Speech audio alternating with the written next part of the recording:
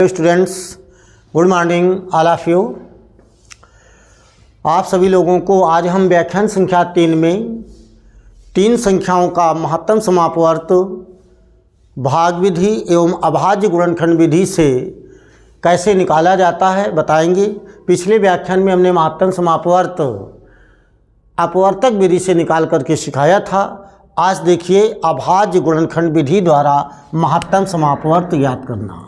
तो ए विधि समाप्त हो गई, बी विधि है अभाज्य गुणनखंड विधि। अभाज्य गुणनखंड विधि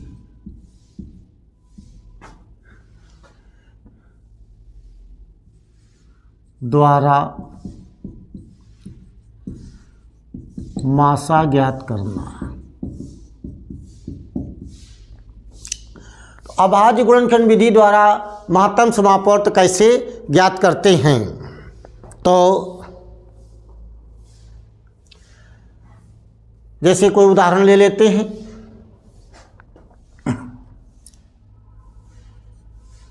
जैसे 39 है, 117 है और 65 है। मान लीजिए कि हमें इसको अभाज्य गुणनखंड विधि द्वारा महत्तम समापवर्त ज्ञात करना है। तो हम सबसे पहले 39 के अभाज्य गुणनखंड करेंगे। तो जैसे इसके अभाज्य गुणनखंड होंगे 3 गुणा 13, 13 तियां 39। अब 117 के अभाज्य गुणनखंड हो गए 3 गुणा 3 गुणा 13, 3 त्रिका 9 और 13 नवैया 117। 65 के अभाज्य गुणनखंड हो गए 5 गुणा 13, तो 13 25 65।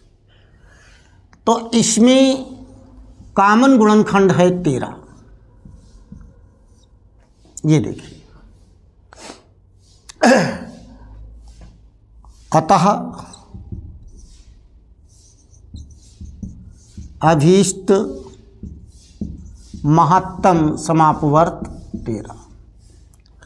अर्थात ये जो है अभाज्य गुणनखंड हैं और जो अभाज्य गुणनखंड सब में शामिल होता है समापवर्तक है।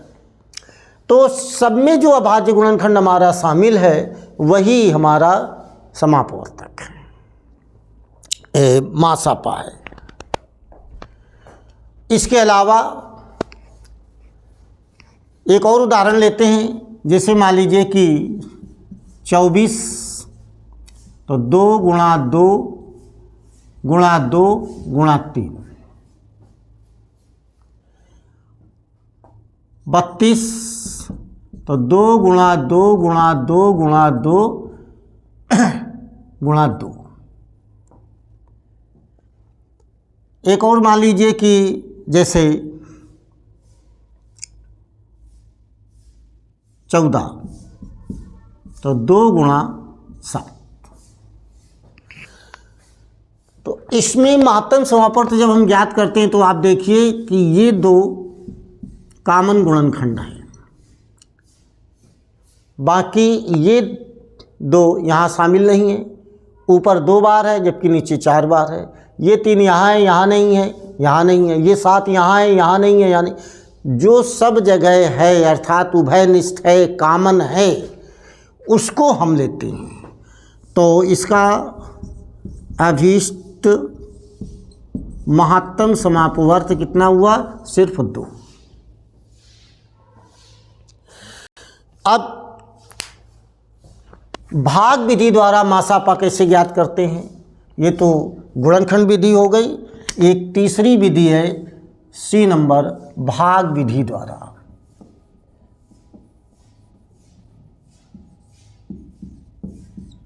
भाग विधि द्वारा मासापा कैसे ज्ञात करते हैं, महत्तम समापवर्त कैसे ज्ञात करते हैं? देखिए,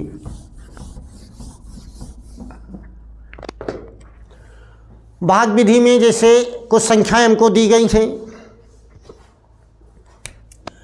मान लीजिए कोई संख्या है 60, 125, 225, 3 संख्याएं हो गई। तो भाग विधि से मासापा कैसे ज्ञात करते हैं? तो सबसे पहले हम देखते हैं जो संख्याएं हमको दी गई उनमें सबसे छोटी संख्या कौन है? 60। 60 से बड़ी संख्या कौन है? 125। 125 से कौन बड़ी है? 225। तो सबसे छोटी संख्या का भाग उससे बड़ी संख्या में देना प्रारंभ करते हैं। तो 60 का भाग हम 125 में देंगे। 60 दूना 120, बचे 5। अब जो शेष बचा है इसका भाग हम 60 में देंगे। तो 5 एकम 5, एक बचा उतारा लिया 0, 5 दूनी 10। अब यहाँ कोई शेष नहीं बचा। तो ये जो 5 हुआ अर्थात 60 और 125 का मासापा 5 आ गया। अब इसी को आगे बढ़ाते हैं क्योंकि हमें 125 भी देखना है। तो इस 5 का भाग 125 में देंगे। 5 भाजक 225, 5 चौको 20, बचे 2 उतारा लिया 5, 5 25। अतः अभीष्ट महत्तम समापवर्त बराबर 5। ये उत्तर हो गया हमारा। तो इस प्रकार से हम भाग विधि द्वारा मासापा ज्ञात करते हैं। अब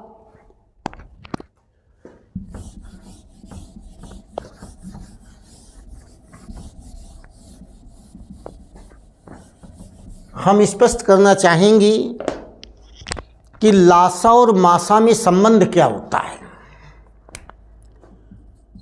लघुत्तम समापवर्त तथा महत्तम समापवर्त में संबंध।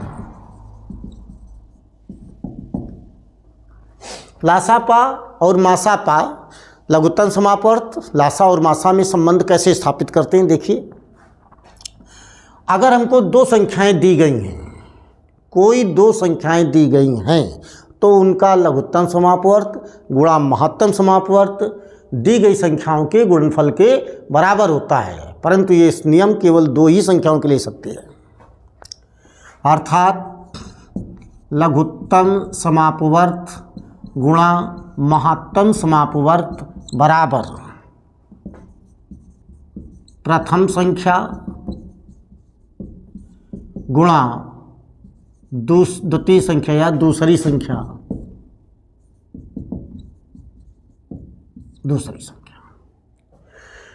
तो अगर हमें इन 4 राशियों में से कोई 3 राशियां ज्ञात हैं तो चौथी अज्ञात राशि का मान हम ज्ञात कर सकते हैं। जैसे मान लीजिए हमको लासा ज्ञात है और प्रथम और द्वितीय संख्याएं ज्ञात हैं, तो मासा हम ज्ञात करेंगे। तो मासा ज्ञात करने में हम लासा का भाग दे देंगे, मासा हमें ज्ञात हो जाएगा। एक उदाहरण की सहायता से समझते हैं। जैसे 2 संख्याएं हैं, मान लीजिए कि 35 तथा 63, 35 और 63, उनका मासा 7 है। 2 संख्याएं क्रमशः 35 तथा 63 हैं। मासा उनका 7 है। तो लासा ज्ञात करो। तो अब लासा ज्ञात करना है तो उपरोक्त सूत्र में लिख देंगे। लासा बराबर प्रथम संख्या गुणा द्वितीय संख्या बटे मासा। तो अब आप देखिए, प्रथम संख्या कौन सी है? 35। द्वितीय कौन सी है? 63। मासा कितना है? 7। 7 9 63, ये कट गए, 9 आया।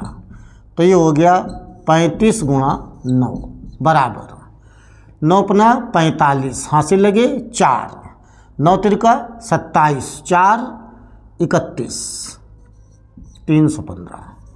तो इनका जो लासा हुआ वो कितना हुआ 315, लघुत्तम समापवर्त 315 हुआ।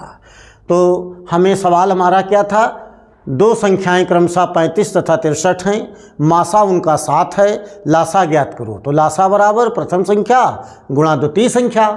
प्रथम संख्या और द्वितीय संख्या हमें ज्ञात हैं, मासा हमको ज्ञात है, मासा से भाग दे दिया। तो इस प्रकार से 35 गुणा 63 बटे 7, 7 एकम 7, 7 नवाई 63। अब 9 का गुणा 35 में कर दिया, 315 आया, ये हमारा लासा हो गया। इस प्रकार से लासा कैसे ज्ञात करना है, जब हमको मासा और दो संख्याएं दी हों, इस सूत्र का उपयोग कर सकते हैं।